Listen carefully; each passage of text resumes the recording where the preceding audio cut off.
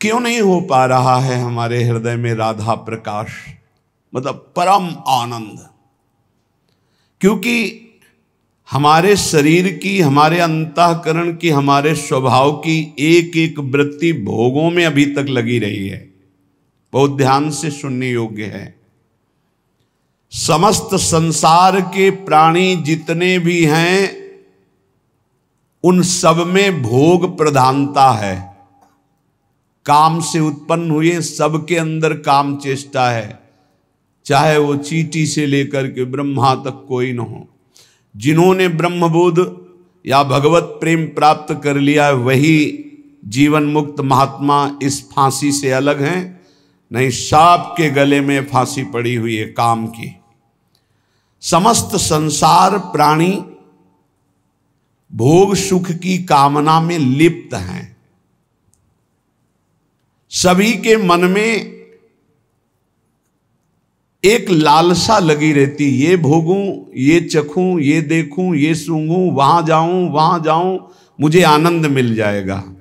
आनंद की प्राप्ति के लिए प्रकृतिजन्य स्थान, वस्तु, व्यक्ति, इनके भोग की आकांक्षा। बहुत ध्यान से समझिए, समस्त प्राणियों की रचना ही ऐसी है कि भोगाकर्षण इतनी जोर का है, देखना, सुनना, चखना, भोगना, स्पर्श करना, ये सब, यही पूरा चिंतन चलता रहता है रात दिन। क्या खाना है, कहां जाना है, क्या देखना है, क्या सुनना है, क्या भोगना है, क्या पाना है, क्या, बस यही चलता रहता है। मनुष्य प्रधान है समस्त योनियों में, क्योंकि बुद्धि प्रधान है, पर यह भी दिन रात इसी चिंता में जलता रहता है भोगों की लालसा पूरी करने के लिए। इतना रुपया हो गया, इतना हो जाए, इतनी व्यवस्था हो गई, इतनी व्यवस्था हो जाए, इतनी जमीन हो गई और इतनी हो जाए, अब ये कर लिया, अब ये कर लूंगा और सुखी हो जाऊंगा। पर वो जलता रहता है चिंता, शोक, भय। इस काम भोग को लेकर के बुद्धि प्रधान मनुष्य ज्यादा भ्रष्ट हो रहा है, क्योंकि ऊंचे चढ़े हुए को देखा जाता है, जो नीचे गिरा पड़ा है वो तो पड़ा ही है। अन्य योनियां तो मूढ़ता प्रधान है, पर मनुष्य योनि बुद्धि प्रधान है। इसमें विवेक जागृत करके परमात्म तत्व का साक्षात्कार करने की योग्यता है। भोगों की प्रधानता होने के कारण मनुष्य शरीर इतना महान है कि वो ब्रह्म तत्व का साक्षात्कार करने की योग्यता रखता है, पर भोगों के आकर्षण के कारण वो दुख पर दुख भोगता हुआ उसी दुख की ओर जा रहा है। दुख पर दुख भोगता हुआ वो उन्हीं दुखों की तरफ जा रहा है जहां और दुख योनयः, जहां से दुख प्रकट होता है।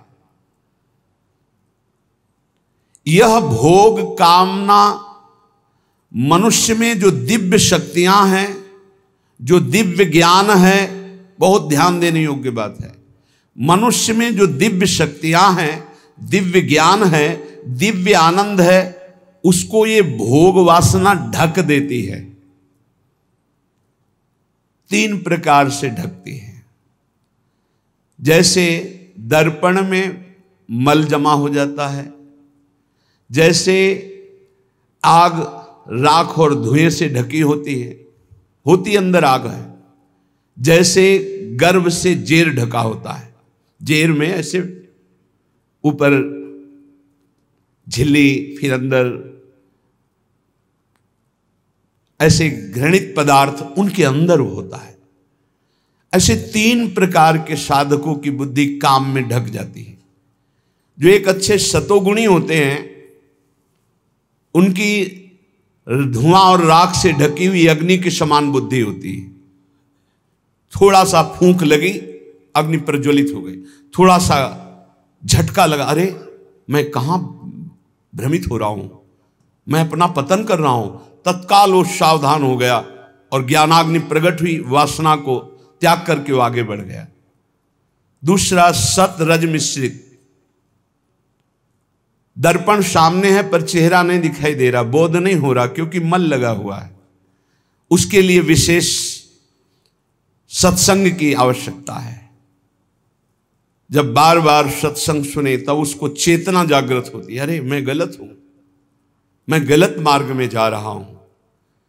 जे भी ऐसे फेरा गया हाथ, मल हटा से प्रतिबिंब दिखाई देने लगा।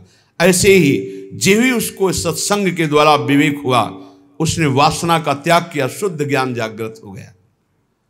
तीसरा, जैसे वो जेर में ढका हुआ गर्भ, सत्य क्या है असत्य क्या है बिल्कुल बोध नहीं।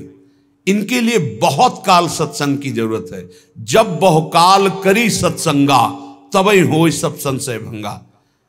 जब बहुत काल सत्संग होता तब इनको चेतना जागृत होती है, अरे मैं गलत हूं।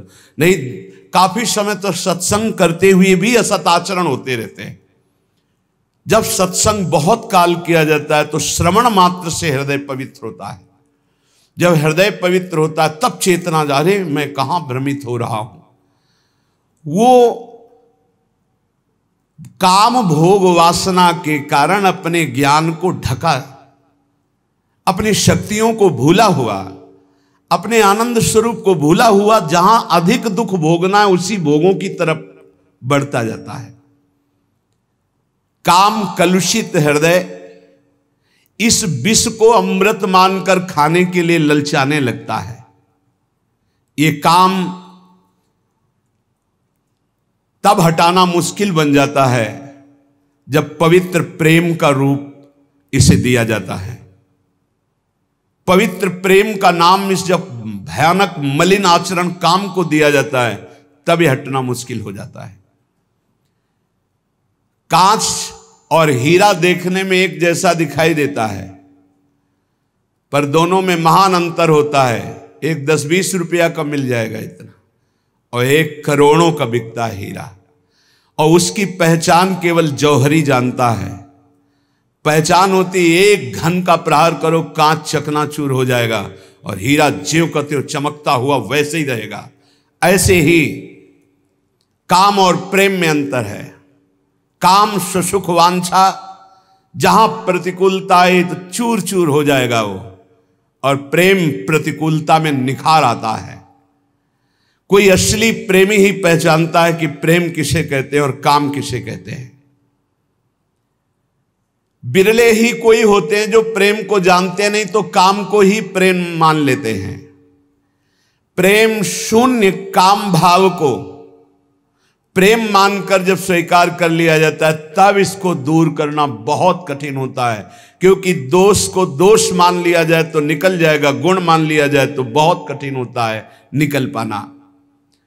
काम अंधा होता है, प्रेम निर्मल तेजोमय भास्कर के समान होता है। जैसे अंधा मनुष्य कम से कम अपने को तो जानता है, लेकिन कामांध पुरुष तो अपने को भी नहीं जानता कि मैं क्या करने जा रहा हूं, क्या कर रहा हूं, क्यों कर रहा हूं, इसका परिणाम क्या होगा, वो इसे नहीं जान पाता। कोआ मदांधो, अंधों में अंधा बड़ा कौन है? बोले मदना तुरोवा, जिसे काम व्याप्त कर लिया, अधीन कर लिया, सबसे बड़ा अंधा है, उसको कुछ नहीं दिखाई देता। कामांध मनुष्य अपने हित को भी नहीं जानता, इसलिए अंधों में बड़ा अंधा कामांध है।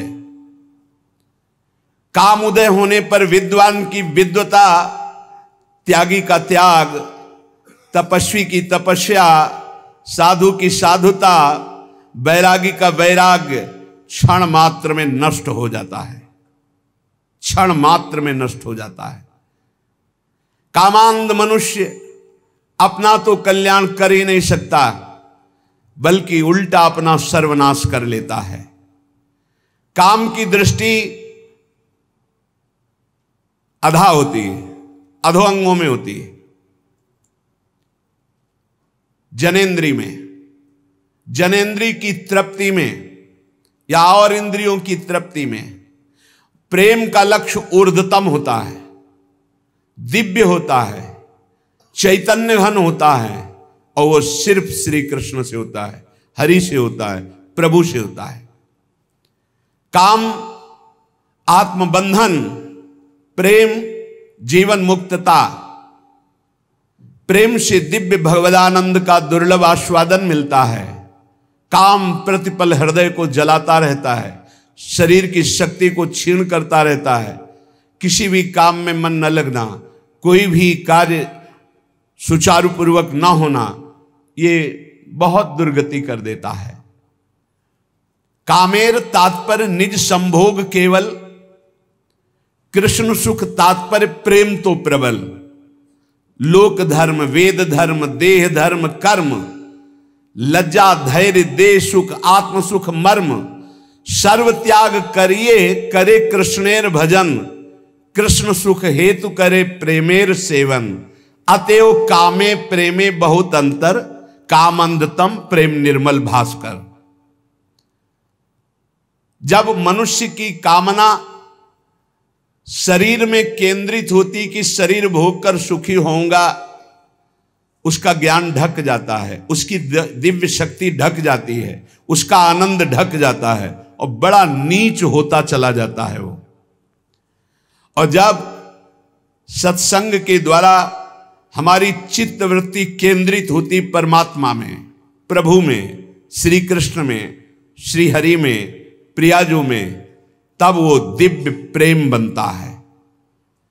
प्रेम शब्द केवल भगवत चरणारविंद में जुड़ने से होगा। संसार में प्रेम नहीं होता, काम होता है, राग होता है, मोह होता है, आसक्ति होती है। जिस उपासक को निजेंद्रिय तृप्ति की इच्छा जागृत रहती है, ये खा लूं, ये भोग लूं, ये देख लूं, ये सुन लूं, वहां चला जाए, वहां का खाया जाए, ऐसा किया जाए, वो भोग सुख कामना जितनी बढ़ती चली जाएगी उतने वो राक्षस होता चला जाएगा, पशुता आती चली जाएगी, आसुरी भाव बढ़ता चला जाएगा, उसमें वो जान नहीं पाएगा आसुरी भाव, उतना ही वो निकृष्ट होता चला जाएगा। और जितना भोग सुख कामना का त्याग होता जाएगा उतने शांति आती जाएगी। त्यागात शांति निरंतरम। और शांति में चिंतन जो होता है, फिर सही दिशा हम निर्णय कर पाते हैं जब हृदय शांत होता है। शांत कब होता है? त्यागात शांति निरंतरम। जब भोगों के सुखों का त्याग, तो तत्काल शांति हृदय में, और उस शांति से वो फिर भाव दशा की तरफ बढ़ता है। वो उतना ही महान होता जाता है जो जितना काम सुख का त्याग करता जाता है। जो शरीर भोग सुख को सर्वथा भूल करके एकमात्र परमात्म चिंतन में रमा रहता है, उसे ही महापुरुष कहते हैं। महापुरुष कौन है? जो मदन सुख, जो मोहाशक्ति और जो मद, तीनों पर विजय प्राप्त किए हुए, तीन मकार पर जो विजय प्राप्त किए हुए महापुरुष है। जो काम विजयी है, जो अहंकार विजयी है, और जिसकी कहीं भी मोह ममता नहीं है, एकमात्र प्रभु श्री हरि में, वही महापुरुष है। जो निरंतर भगवदाकार वृत्ति में डूबा हुआ है, शरीर सुख छोड़कर, वही महापुरुष है। जिनका आत्मसुख सदा सर्वदा प्रभु के सुख में परिणित हो जाता है, उन महापुरुषों द्वारा जगत का कल्याण अपने आप प्रारंभ हो जाता है। वो जगत बंदनी, उनकी तुलना में कोई भी तपस्वी या कोई भी नहीं हो सकता। जो निरंतर भगवान के चिंतन में डूबे हैं, शरीर सुख के त्यागी हैं, उन महापुरुषों के द्वारा जगत मंगल स्वयं होता है। उनको संकल्प नहीं करना पड़ता, उनकी बराबरी कोई नहीं कर सकता। जो प्रेमी जन होते हैं वो इष्ट सुख प्राणा होते हैं। अपने इष्ट के सुख में निमग्न रहने वाले, अपने इष्ट को प्राण समर्पित करने वाले, जैसे भगवान श्री कृष्णचंद्र जो गीता में कहते हैं, मदगत प्राणा, मच्चित्ता मदगत प्राणा बोधयंता परस्परम। जो मेरे में सदैव चित्त लगाए हुए हैं और मेरे को प्राण समर्पित कर दिए हैं। अब जीने मरने की परवाह नहीं, अब भूख प्यास की परवाह नहीं, अब दुख सुख की परवाह नहीं, क्योंकि मेरे प्राण प्राणनाथ को समर्पित हैं। उनका सहज सुख हो जाता है भगवदानंद। जैसे अभी सहज सुख है विषयानंद, हमारी वृत्तियां सहज में विषयानंद में जाती है, ऐसे उन महापुरुषों का सहज चिंतन, सहज आनंद भगवदानंद होता है।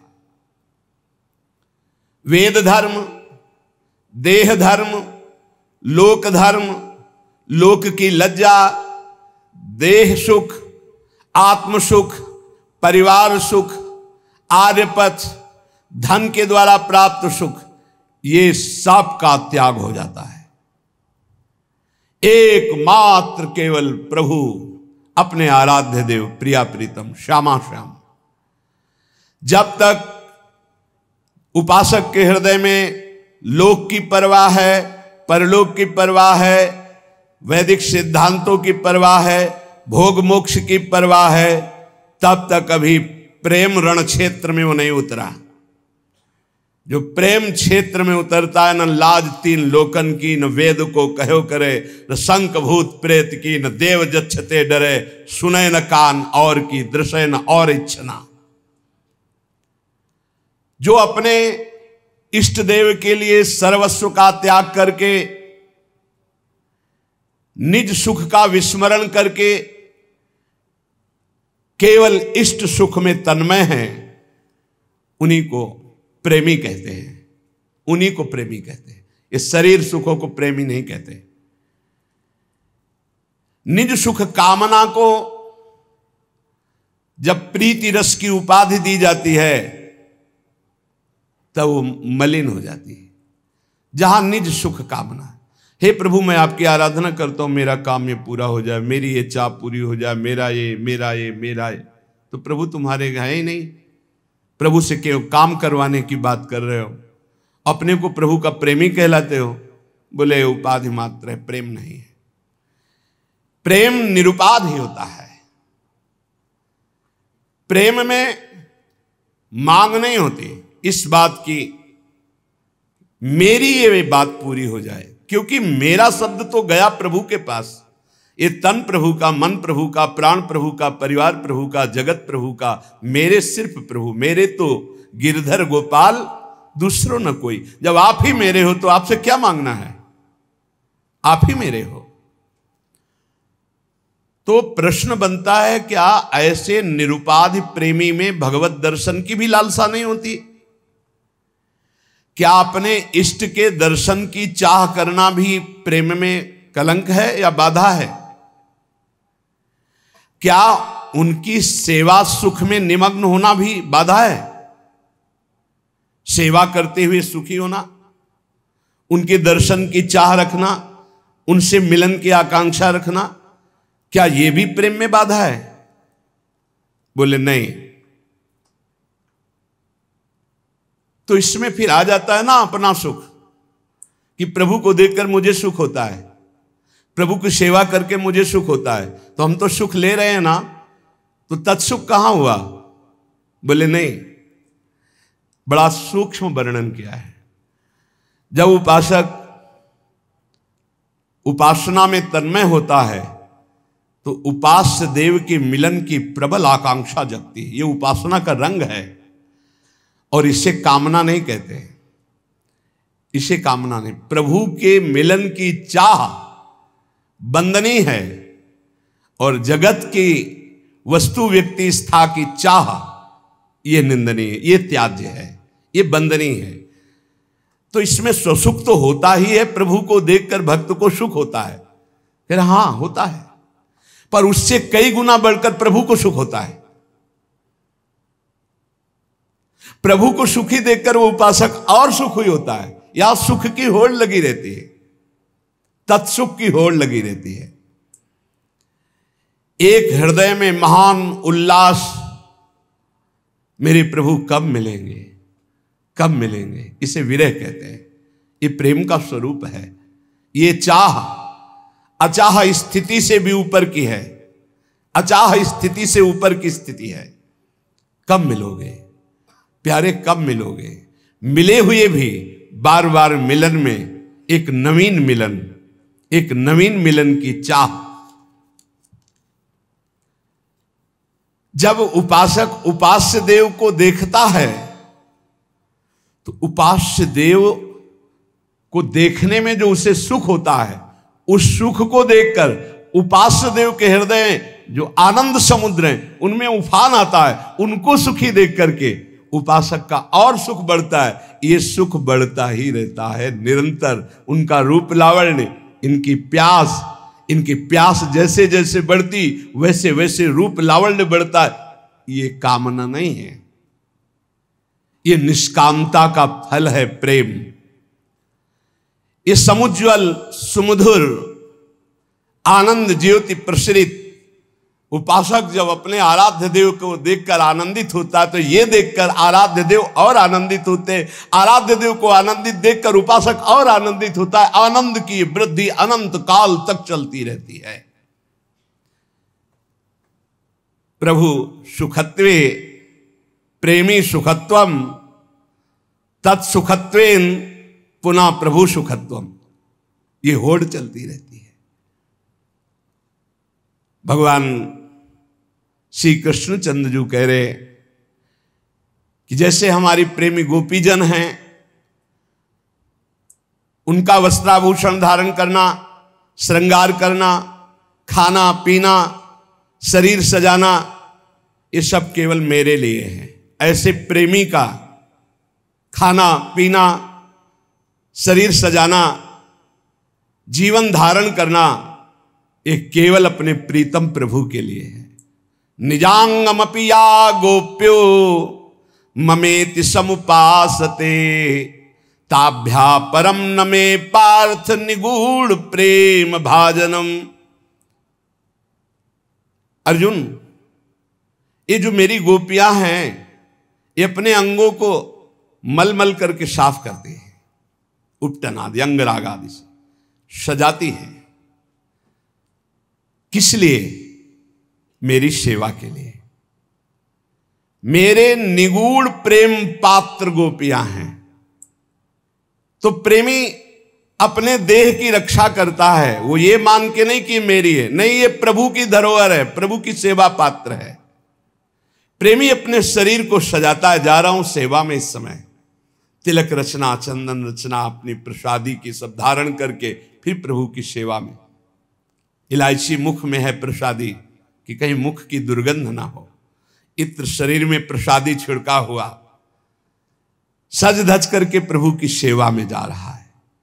श्रृंगार सज्जा पहले अपनी, फिर श्री जी की। प्रसादी से अपने को सजाकर पावन होकर इष्ट देव के सुख में जीवन, इष्ट देव को समर्पित प्राण, इष्ट देव की निष्ठा, यही प्रेमामृत का पान कराती है। ये हमने उस प्रेम का इशारा किया जो वृषभानु दुलारी श्री लाडली जी के चरणों की आराधना से प्रकट होता है। आधाय मूर्धन यदा पुरदार गोप्या।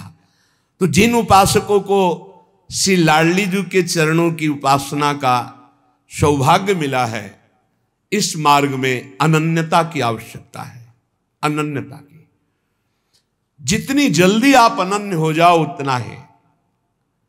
कई उपासकों से हम प्रार्थना करते हैं कि शाम के जैसे अनुपस्थित रहते हैं, शरीर अव्यवस्था, और सुबह हमारा इस तरह से समय श्री जी की सेवा में जाता है, तो एकांत का समय शाम से रात्रि तक हमें मिल जाता है कि हम अपनी एकांतिक वृत्ति से साथ, तो उस समय ऐसा ना समझो कि हम उपस्थित नहीं तो यहाँ आने की जरूरत नहीं।